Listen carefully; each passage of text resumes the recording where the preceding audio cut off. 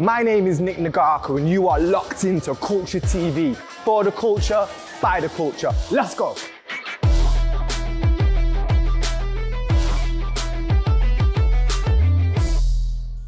Yeah, so seen on your Twitter before. Yes. I think he said, I got a photographic memory, so try and remember what he said. Something along the lines of first physical shoot in a minute or a while. Right? And there's a hint of racism in the air and you can't quite put your finger on it. Talk to me about that, bro. Yeah, no. First of all, I didn't know you was gonna read that. That's number one. So Like, come on my timeline, but I wasn't looking for it. I don't want to be held accountable for that statement. But literally, I was getting onto the train and I was a bit to the left as the guy was coming off. Yeah. And I'm waiting for him to come off. And he's like, if you move out of the way, I can come off. But like, I wasn't in his way. So then that happened. And then, so that was like a weird moment. And then I was on the train. And then I was sitting across from this guy and he was just looking at me. And I was like, what's happening? I just feel super weird. I couldn't explain it. I just felt weird. Anyway, I don't stand by that statement. Yeah, I've not even been on a train since all this nonsense. Maybe it's literally, I thought to myself, maybe it's in my head because of the amount of not going out that I've been doing. Yeah. So maybe it's just okay being around civilization, because people have spoken about the fact that when we come out of lockdowns, it's kind of weird being around people again. Yeah. And you have that kind of social anxiety, which to be honest, I don't have. So maybe, I don't know. What do you mean you don't have it? Social anxiety? Nah, not at this point. Nah, I've done way too many wild things in public. Like I am who I am.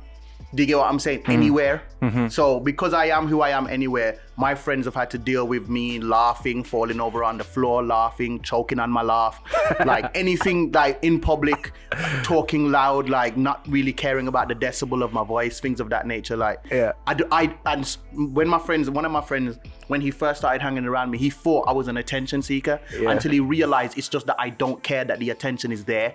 Do you get what I'm saying? Like I just live my life. When I'm out with my friends, I'm out with my, if me and you have gone out, me and you have gone out, I don't even think about anyone else there. 6 billion people on the planet. Like it's just, me and who I'm with. So yeah, social. How have you dealt with this lockdown? Wonderfully, to be honest. Personally, I've dealt with it good.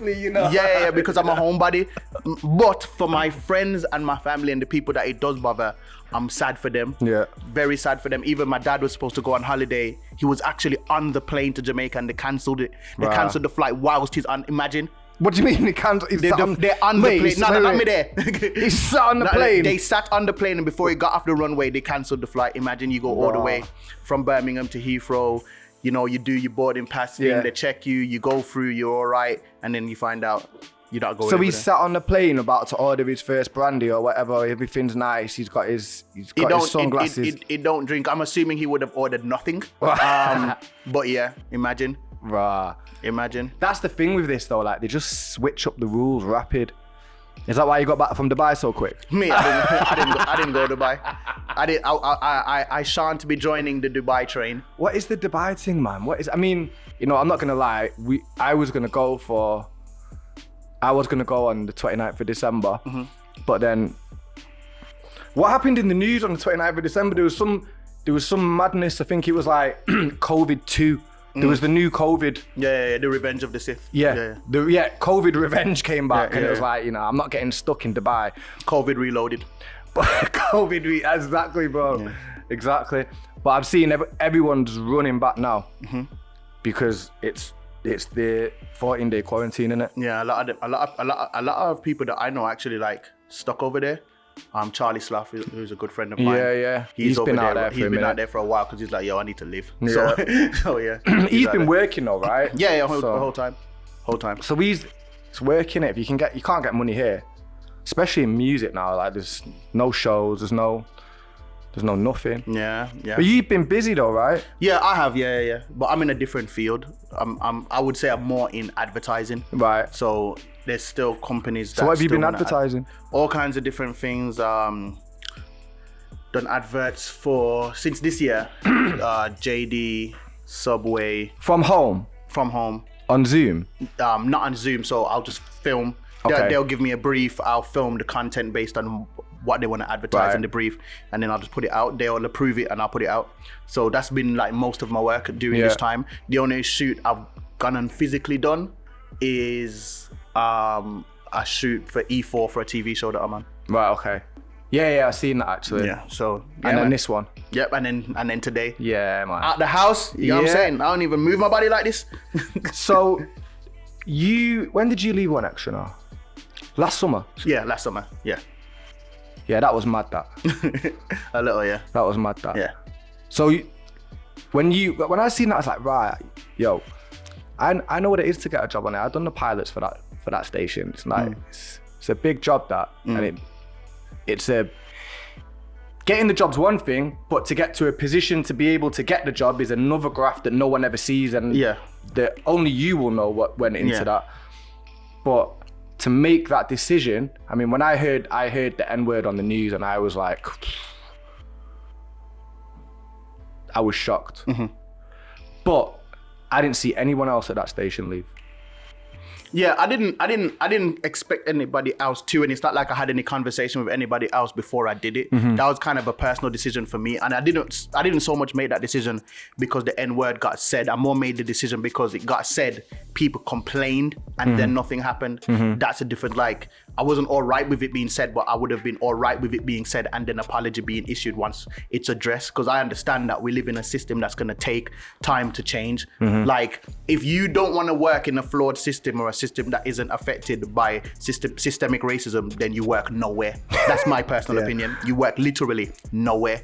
But I believe that we're on the path to growth. We're on the path to going forward, and that what happened there for me was a step backwards in the wildest of times. Like, you couldn't read the room any less. You get what I'm saying? Like, this just weren't the time. It weren't the time for that. Like, it weren't the time to say, you know what, let's just test it. Let's just test out saying it. Like, you know what I mean? It's not the time. It's not the time. So for me, it just felt like a slap in the face. And as I said, slap in the face is one thing, but then, 18,000 people complaining the right way, because I did what I did, and then an apology was issued like 24 hours later. But that don't make me feel good, because 18,000 people complained the right way. I mean, the way the narrative, like, on social kind of came across is like, it's like Sideman quit his job, and then it was like, we've kind of got to apologize now because we're losing our team for this. And that's maybe that wasn't how it was internally or whatnot, but I'm saying I think a lot of people in the outside world may have picked up on that narrative and viewed it that way. I think it was a PR thing. I don't think it was so much losing me. I just think it was a PR thing. Obviously, it just looks bad. And it went everywhere. Like, this was in the States, it was in the New York Times and that Breakfast Club, everywhere.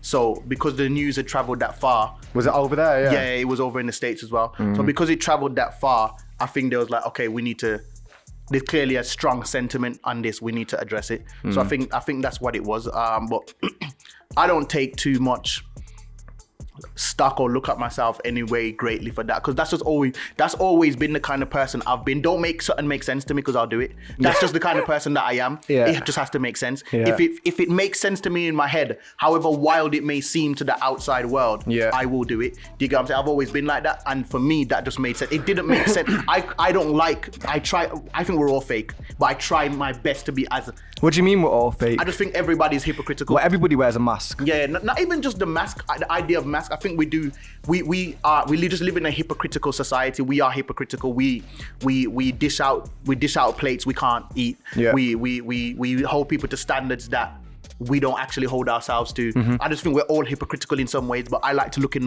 myself in the mirror and chip off as much hypocrisy as possible.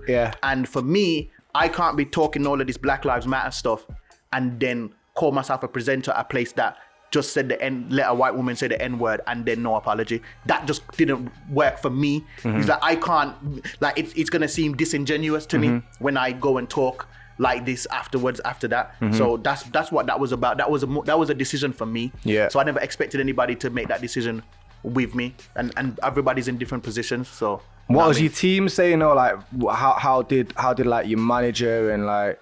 They were all cool with it. Were they cool with it? Yeah, my whole team was cool with it. Like, which I'm thankful that I have a team like that. That they understand that at the end of the day. They're good people, them know. Yeah. I'm an individual. I'm an individual and I have my thought. But they were, to be honest, they were with it. They got it. Like, literally, I said, when I said it to them, I was like, yo, I'm feeling to do this. I was like, do it. If that's what you feel to do it. Like, they was with it straight away. So really, yeah. So at what point after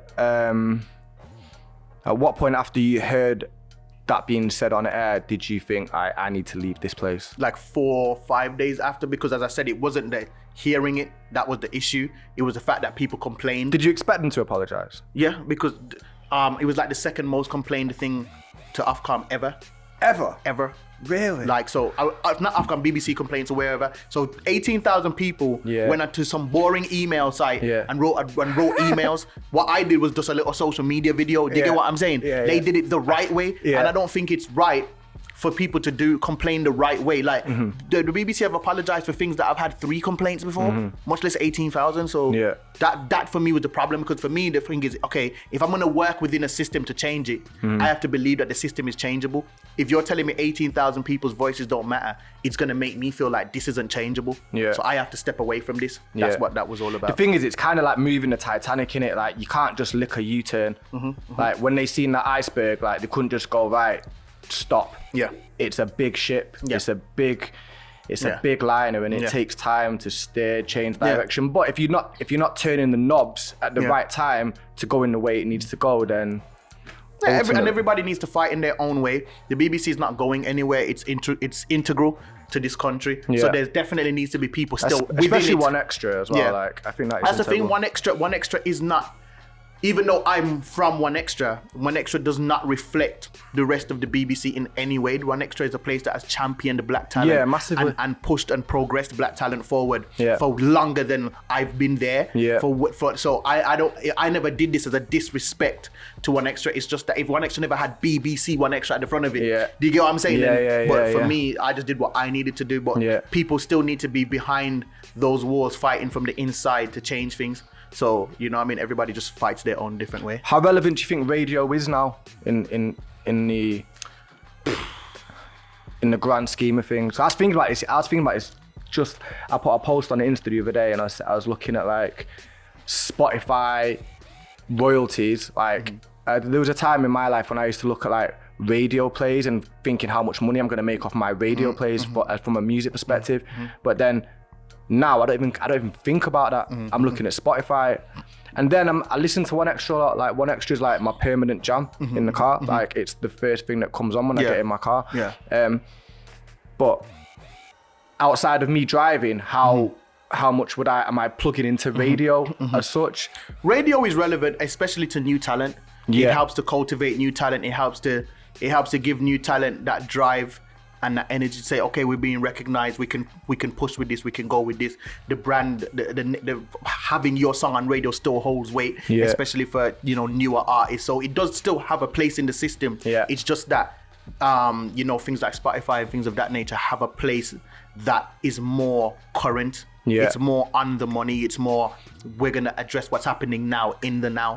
Whereas radio kind of plays catch up with a lot of stuff. It does. But radio also is kind of the breeding ground for a lot of new talent. Because I feel like radio, up until like really the explosion of Spotify sort of taking over sort of the music market aspect, I feel radio was the leader when it came to bringing. The first place you'd ever hear new music was radio. I still think that's kind of the case.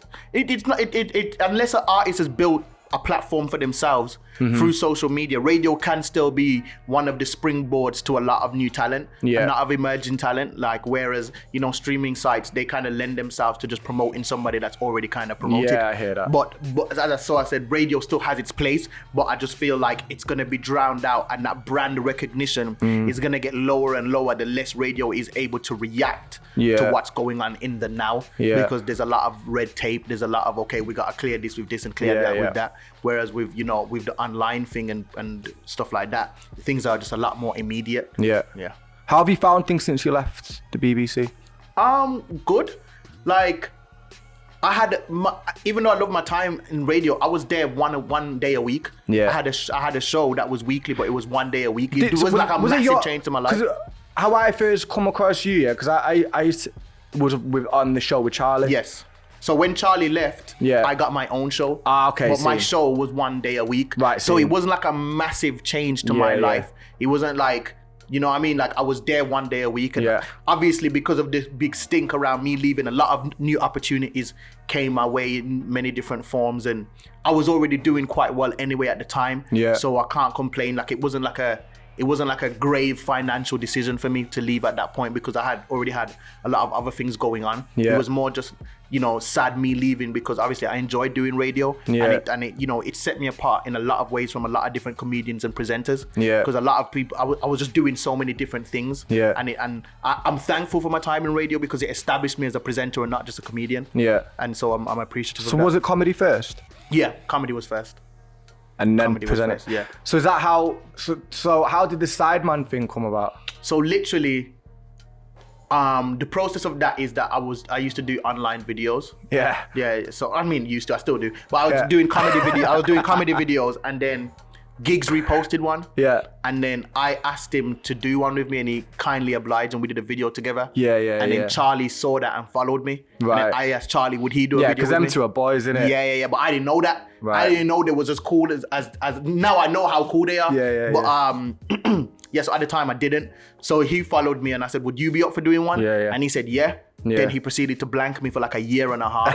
So like literally like, He Charlie did. yeah. So like I'll be messaging him, I'll be like, bro, just still here. just a reminder about the video, but then I got more and more pathetic as time went on. So it was just like, eventually I even started saying, bro, I told all my friends about this and that. Like, now I look like a waste man and that. But I never was disrespectful. Yeah. And one day he called me.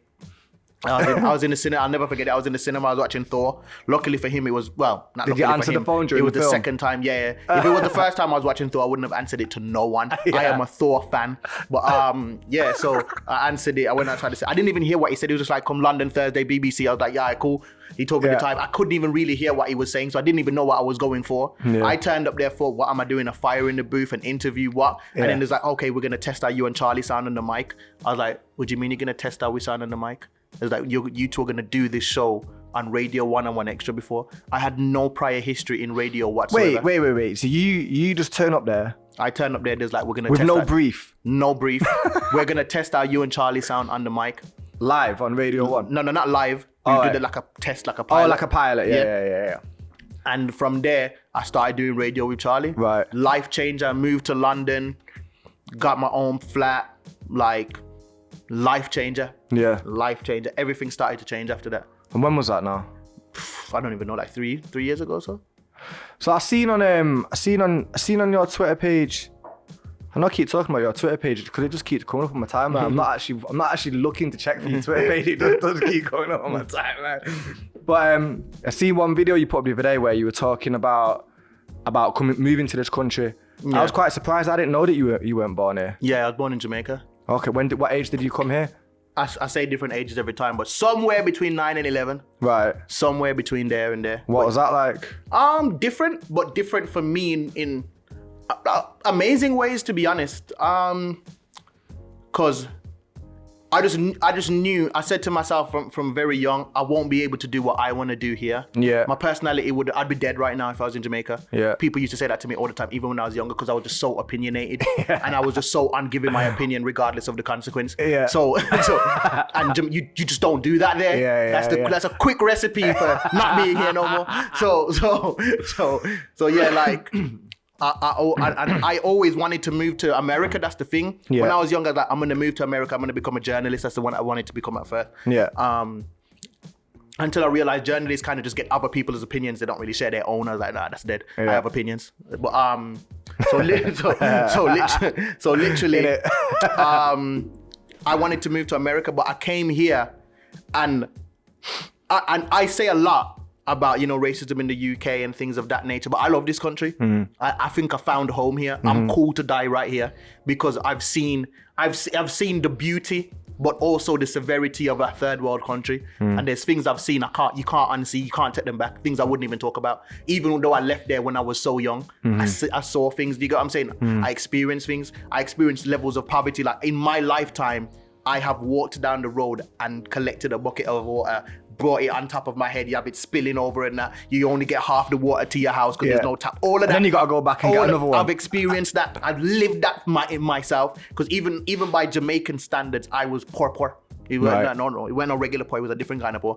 So, yeah. So I come to this country and I found redeeming qualities that made me like it. For instance, just the level of freedom in terms of if I walk down the road with my laptop in my back in my bag.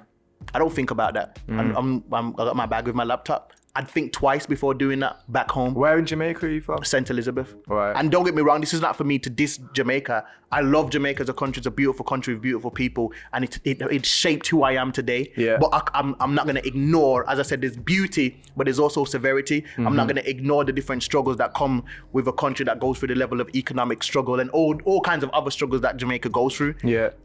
So in England, I found law, and I like law. I like that Law people. and order. I like law and order, and we do make complaints about the law and order here. Trust me. Yeah. It's better than a lot of other places, Yeah. and you still get to feel like you're in the mix. I still get to feel like I don't feel like I'm so distant from American culture here. Yeah. And now I know I could never live in America because America's too lawless for me too. Yeah. Like when I look at America from TV, I'm like, yeah, nah. You've been in America? No. Even when I lived in London, let me know I could never live in New York because my plan was to move to New York, but London's hustle and bustle was too much for me. Yeah. I just moved back to Birmingham. Yeah, well, New York's expensive as well, man. So if I can't take the hustle and bustle of London, no way I can handle New York. So yeah, I just thought nah. And a lot of people tell me that New York and London are very similar. You know, it's my dad's from India, innit? My dad come here when he was like 16 or 17 or something like that. So when I first went back over there, and they're not well off over there. So I first went there when I was like 8 years old or something like that. I was talking to someone about this the other week, innit? On this show. And I never felt, because when I'm here in England, until I went there, I never felt so fucking fat and spoiled until I went there. Yeah. And I realized that it's a different planet. I was saying in the video the other day, I was like, when I came to this country and we rented our first house, and there was a washing machine in it. Yeah. I thought the people forgot it. I thought they left it. I didn't think that you could just casually, they just leave washing machines and fridges in the house. Yeah. Insane. Like that to me was crazy. Yeah. I'd never seen a washing machine before in my life. Yeah. It was rub clothes together until it's clean. Every piece of clothing. Like I'd never seen that. So there's certain. So did you first get a washing machine when you come to England? I'd never seen a washing machine before. You've never seen one? I'd never seen a washing machine ever. Wow. I'd never seen snow. I would never seen a washing machine until I came to this country. Loads of things I'd never seen before. I'd never seen a white person in real life. Really? I'd never seen a white person in real life until I came to this country, ever. Wow. So, and I lived in Ipswich when I first came here. So, came in at Heathrow, lived in Ipswich, which is just pure, a lot of white people. Yeah, I've been there. And spare white people. I loved it. I loved it because I was being fetishized. Yeah. When I went to school, all the girls was fetishized. What? So like, Fetishized? yeah, so like all of the girls was like touching my skin and like they had never seen a black person before. Me and my brother was the only two black people at the primary school that we went to. I didn't realize it was fetishization at the time. So at the time, I didn't realize that they'd never take me home to their parents. But I didn't care. Like I was a kid. I was loving it at first. But yeah. Did you think it was like? One thing I noticed is like when the whole Brexit thing happened, was that it was almost like a license or a pass got passed about to speak your opinion if you were a bit racist. Do you know what I mean? And for the first time, when I was in primary school, I used to hear stuff all the time. Pack you this, pack you that, rare, whatever. I used to hear all of that. But then for a long time, I didn't hear nothing. For a long time. But then literally on the day after Brexit, and I ain't heard nothing, no one say nothing, I'd said nothing to me for ages. And like, I'm pretty fair skinned now, it's winter time, so do you know what I mean? But at this particular time, I remember walking down the street in Deansgate, just in town here, and this old guy comes up to me and he goes, our country used to be great. Our country. And it was the first time that I'd felt like, in a long time, I'd felt like, rah, these lot think they can just say this.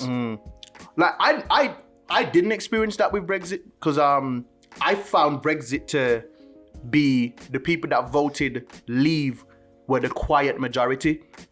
If I judged it by my social media, I would have been sure we were staying. Yeah, me too. Everybody was saying staying. We're staying. We're Me going too. away. Inclusion altogether. Yeah. Europe. Rare.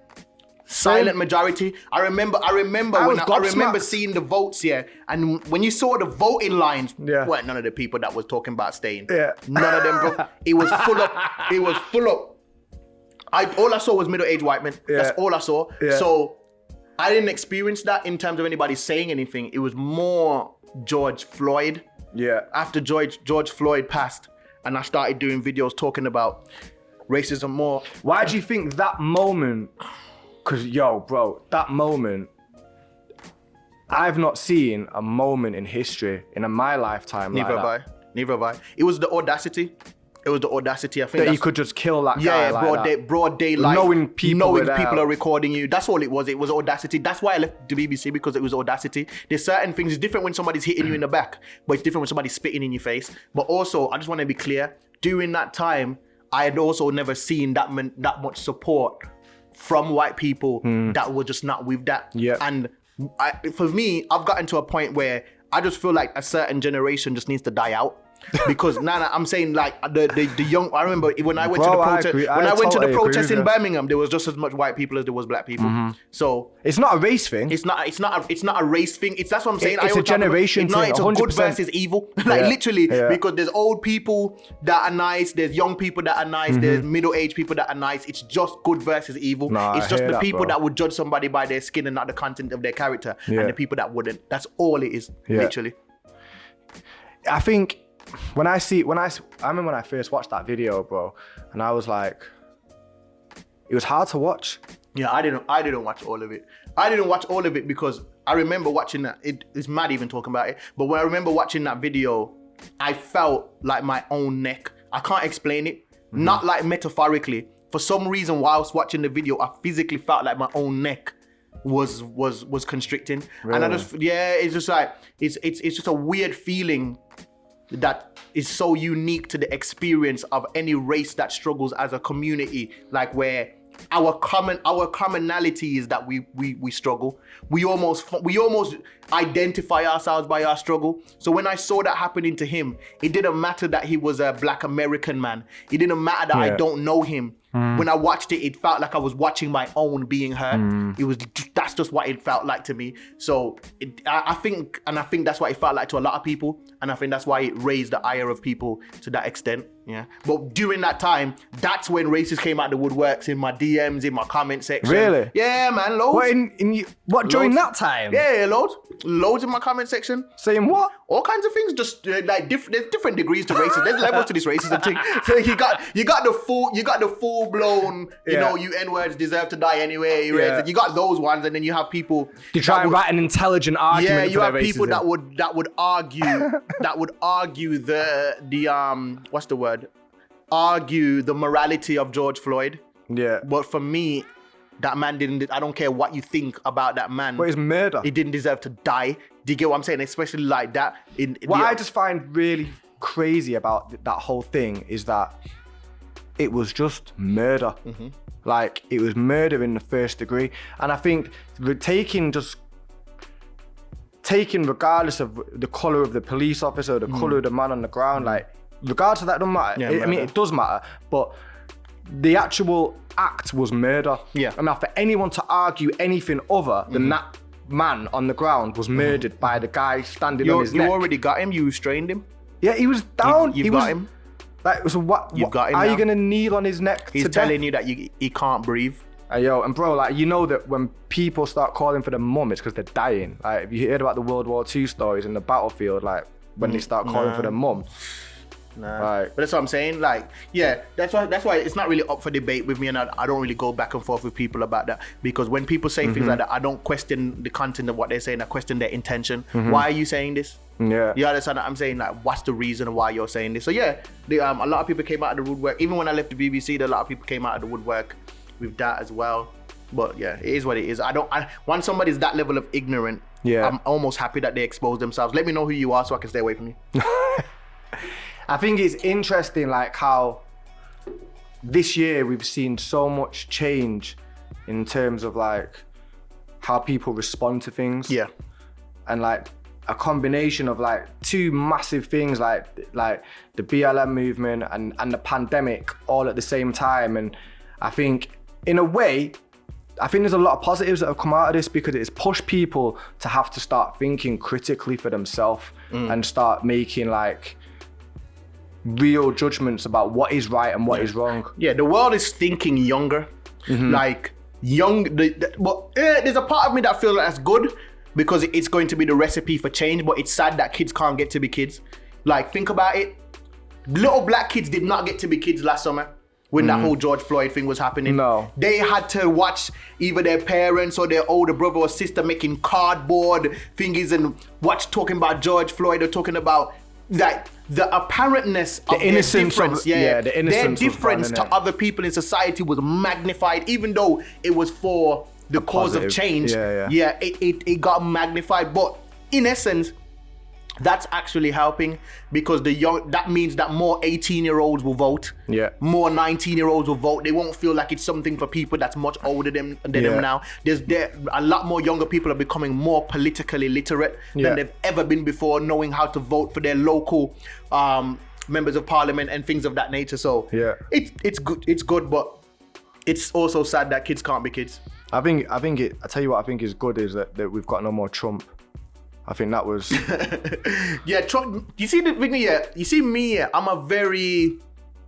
don't let my emotions make me not be able to look at all angles of something.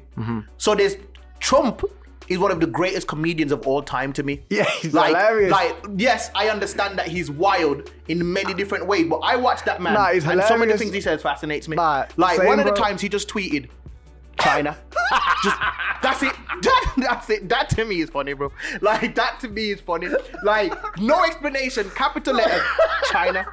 And he just let that go. And it was, if anything, Donald Trump. Law and order.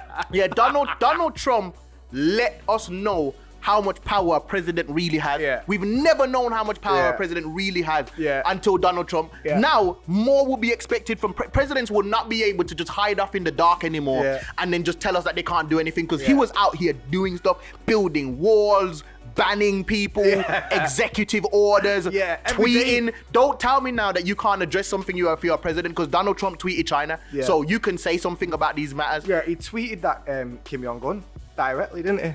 So I'm trying to. Some of the tweets he said, I won't even rephrase them, but they was wild, but they were also fascinating. Yeah. So I found him a very fascinating character. But yeah, he needed to go because the thing is that his rhetoric emboldened racist people. Yeah, massively. It like literally empowered them. He says, yeah, our president, even though what he said wouldn't be as outright and wild as what they would say and do. Yeah. It emboldened them because he said to them, our president is with us, so we can do this. Capitol Hill happened because he emboldened people to that level. Bro, how can the concept of impeachment exist anymore after this? Because he's got away with it. He just didn't get impeached. But what more have you got to do? Just didn't go through. What more have you got to do to get impeached? Yeah. I think he wanted to stay president because he didn't want to get arrested. Because I think now people will come after him legally. He's getting sued now, isn't he? I hear all kinds of things are happening. But with the whole Capitol Hill thing, I look at that and I think, yo, that was black people. Everybody dead. Everything. Yeah. Pew, pew, pew. Everything. Bro, have you seen the pictures though when for the Black Lives Matter march, when people were stood in front of the steps of the Capitol building? Yep. How much police and everything, and it was Robocop. Yep. Line for line. Robocop. Facts. And they just let these people walk in. Facts. Did you see the video of the guy saying, can I get you guys some like water or refreshments with the guys walking in the side? Did you see it, bro? Nah. They're going in the Senate where they make laws, and there's that guy, with the dressed as a Viking. Yeah. The guy's in there. There's some guy bloodied up, stood next to Nancy Pelosi's desk, right? He's sat there on the floor, and he goes, oh, he's fucked up. And then the police guy goes, oh, can I get you guys like some, you guys okay? Do you need any medication? This is a policeman, bro. Wow. He's welcoming them in. I've been hearing that, Cass. I've been hearing they've been getting arrested though, one by one. Yeah, one by one. Yeah, they're getting the pictures and that they've taken and then arresting them. But yeah, that's crazy. He's crazy still. He's crazy to see. I seen that you've been using like comedy to like raise issues, because I don't think you're not raising issues that nobody doesn't really know. But I think you're like shedding like the Boris one that you done the other day. I like that one. I get scared when I do them ones, you know. I feel like I've just been on social media testing how wild I can go before they really just pick me off with a sniper. Like I just, but yeah, like for me, I just feel like the world, when Boris and Trump are both there at the same time, it's an interesting world that we live in. And those sketches, to me, was to show the other side of the argument, that some of these people really think that they're right. Yeah. So I've done this sketch from the perspective of Boris Johnson. He's not the villain in his story. Yeah. He's the hero. Yeah. Because I entered his brain so much, I started believing his points. No, I did, because one of the videos I said, a reporter asks Boris, he says to him, what do you say to people who said that you've handled COVID poorly? And he says, am I your God?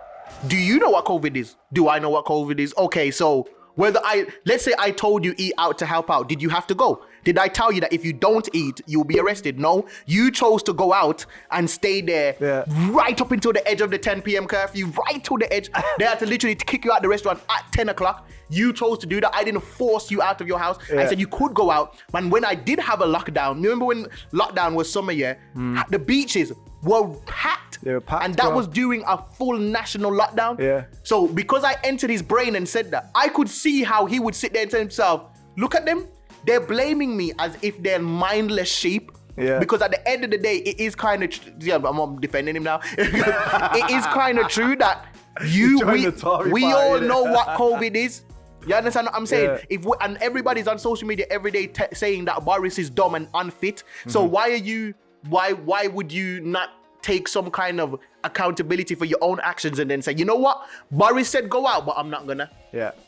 He said lockdown's over now, but I'm gonna go work and I'm gonna go back home. I'm not gonna go to the park. I'm not gonna go to this restaurant. I'm not gonna do this eat out to help out. If he doesn't eat out to help out one more time though, that would be the funniest thing in the world. I think he will. That would be so funny. He will, bro. He'd be like, yeah, he's trying to kill us. He will. But yeah. You gonna take the vaccine? Me, yeah. Yeah, I am. I think I am. Both my parents have now. I'll take all three. Yeah, both my parents have now. Have they? Yeah, both my parents have. My parents are at risk because my dad had cancer at one point in his life, and my mom has an eye condition, which for some reason makes her at risk. So both my parents have now. But I've spoken to a lot of doctors. I've spoken to a lot of scientist people. I didn't understand all the words, but I've just spoken to them and they've kind of broken things down to me, and I feel like I think that what's happened is like the world is in crisis. They have the scientific capability to accelerate the process. Yeah. And that's all they've done. My whole argument has always been people that fear vaccines, if they wanted to do us something, if they wanted to concoct something to kill us or to harm us, they could do that without announcing vaccine or saying why. They could put it in your water supply, in the paracetamols you take every day, in the crisp that you always have. Like if they really, the iPhone that we've all got in our pockets, exactly. If they really wanted you to do something to you, they could do it to you and you would never know. Yeah. Like for me, it's a situation where when people have COVID at the moment and they go to the hospital, all doctors are doing are making them comfortable until COVID goes away. There's no cure. There's no fix. So we need a fix. We can't just ignore the fix. Exactly. And obviously I was on the fence at first, but as I said, I've let time marinate. Yeah. I've let things go on. I've had different conversations, and now I'm at the point where when they offer it to me, I'll take it. It's weird, like in my circle of friends, like I've got two circles of friends, like one like my homeboys, like my boys from my area who I grew up with. None of them want that vaccine. They're all anti-vaxxers, hard anti-vaxxers.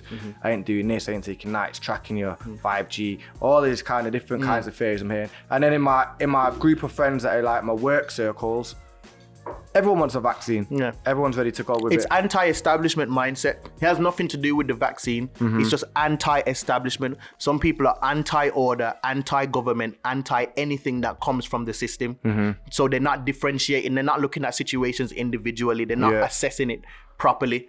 They have certain, what would you call it, assumptions about the system, and they think anything that has to do with the system is about fear mongering, it's about control, it's about oppression.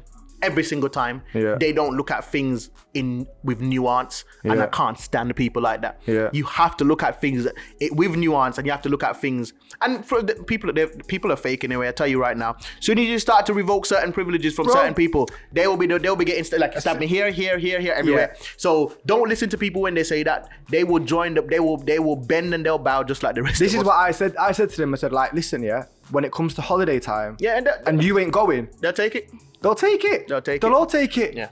They'll take it and they'll pay for it. Because by which point, if you miss your fit, I think if you miss your free one, they'll start charging for it. Nah, they can't do that. That'd be crazy. I wouldn't be surprised. Can't charge for life. They Not can't. in this country. Do you not think? Yeah, not with the NHS system. I don't know. This country's bro. always been about. I think if like you- in America they'll rather let you die if you can't pay. Yeah. But I don't think this country will be like that. Yeah, I don't know, bro. We'll see. We'll see. But I think They don't need to charge us. They're getting their money back. How? I just keep seeing things go up. I just keep seeing little taxes go up, little price hikes in different things. Mm-hmm. Like I saw something the other day about TV licenses about to go up by a Yeah. pound or something like Yeah. that. They're getting their money How back. many 10 grand do you reckon they've got of people for breaking COVID laws? I don't even know. Just the other day, police called my door asking me for access to the building to stop some party that's going on. I was like, why did you call me? What do you mean so you what, you in a block, yeah? Yeah. They called my house. I was like, why are you calling my house? And I didn't let them in because I don't know who they are. I don't care how good your high vis jacket looks. I don't know. I was like, why do you call? They was like, it's the police. Let us in. We're not coming for us. you. We're not gonna be. I was like, sir, ma'am, I don't know you. Let's be adults about this. I don't know you. I have no responsibility to let you in. Find another way. Call someone else. Yeah, have you seen that advert that's going around about don't meet up with your friends? Oh yeah. I don't know why they did that. Nah, they keep getting it wrong, don't they? Yeah. That's what I'm trying to say. Reading the room is very important. Yeah. Reading the room. And I think the powers that be, the people who are controlling our media, controlling our laws, our society, they are not reading this room very well. No, because the people of the UK are not comfortable enough with how this government has handled the COVID crisis to hear jokes from the government. Mm-hmm. You understand what I'm saying? Yeah. If our COVID cases were lower, maybe we would hear jokes from you. Yeah. No, we need the most serious advert you've ever seen in your life right now. Read the room. It's very simple. You just have to read the room that you're in. Like the Prime Minister of New Zealand, she can get on stage. She can get on stage and do a full set. Full comedy set. Yeah, and charge it on the way in. Yep, because she has maintained order. Right? Yeah. Now that's a leader. That's somebody that people will follow. Yeah. You understand? But yeah, you lot don't really have you don't have the license. You don't have the leeway for jokes. We've got the worst rates in, I think Europe. It might definitely Europe. Mm-hmm. Death rate, I think per capita, it might even be the world. Don't quote me on that, but it might. I can't remember. It's a crazy number though. Yeah, it's bad. Yeah. It's very, very bad. Yeah. Either way, I'm just glad to know that. Well, hope at least that maybe we're getting to the other side of this now. Yeah. Yes. It's been long, man. Yeah, man. It's been extremely long. What's next for you then? Me, what is next for me? I want to write a book. About what? Self-help. Okay. Self-help. I want to write a book. I want to get into writing for either a TV series or a Netflix series or an Amazon series or something like that. Because I feel like I can write long form content and like a series. So I want to get into that. Continuing to grow, continuing to do sketches that give people food for thought. Mm-hmm. I think it's very important for me to do content that gives people food for thought as well as being entertaining. So that's important for me at this point. It wasn't always, but now I feel like just in this social climate, that's a very important thing for me. Getting on the property ladder, something I'm working on right now, just in my personal life, and just continuing to be happy, man. Continuing to invest in the things that make me happy, which is my friendships, my relationships, my family. Those are the things that matter. Yeah. And I think in this time, that's just been proven even more. Yeah. Do you get what I'm saying? Like, because I think a lot of people ended up at home and then really had to think, yo, who actually cares about me? Yeah. Because I've been sitting here for 5 days, no one ain't checked on me. Yeah, Do you get what I'm saying? Yeah. So it's like, And It's mad, innit? yeah, and I think this time is teaching people as well that you have to be a bit more intentional about the relationships in your life, or they won't be maintained. I've always been very intentional about my friendships. Like I make sure those friendships live. I water them on purpose. I'm the same, bro. Especially doing what I do. It's so easy for your friends to feel like, oh, you've forgotten them, or you think you're too sick now. I never give them the chance to. You get what I'm saying? Because I just maintain those friendships. It's very important to me. So yeah, man, just continuing to do that. Yo, bro, nice one. Come on, man. Thank you. Thank you for having me. Conversations with me always get so serious. They do, man. You're supposed to be a comedian. Yeah, brother. I don't know how it happens. You know what it is? Yeah. Ever since like I started talking about serious stuff, like usually every single time I do a podcast or anything like that, conversations are always hella deep. I had a feeling it was gonna get there. I wasn't trying to be deep. I'm never trying to be deep. It just always ends up happening that way. Nah, because you know what it is? The vibe I get anyway, bro, is like there's a lot of underlying messages in what you're doing, and we just have a lot of deep value. You get me? And I think once you're not like bro, you're not here to act here. Like we're talking in it. Do you get me? There's no stage here. It's like we're just. I guess it's just it's a deep time in the world. It's a deep time in the world, It's a deep time in the world. So I guess I just have to accept that. But yo, people, I'm fun. He's fun. I'm fun. Normally. It's not all day Black Lives Matter. So people be thinking that, bro. I remember when I first started talking about this whole Black Lives Matter stuff and stuff like that. I was out with my brethrens and we was on scooters and that. And this guy stopped me and he's like, what are you doing outside? Like, you're supposed to be like fighting the fires. Like, bro, I'm going Tesco. What are you talking about? What do you think this is? You think it's Black Lives Matter 24/7? No, Black lives don't matter for a good portion of my day. A good portion of my day, only my life matters. This is the thing though, like, it's like, the way the internet is now, like, so we've had a conversation today, like, we talked about bare things, but let's say that part of the conversation, people home in on, they might go, Sideman's a Black Lives Matter activist, that's all he lives and breathes for, and that's everything. But only because I brought up the subject of why you left the BBC. Yeah, man, that's fine. But I always just think, I just don't want like you guys to think that. No, I don't think that. Yeah, but nah. No, I don't think that at all. But yeah, nah. As I said, I'm fun. Just remember that. I'm fun.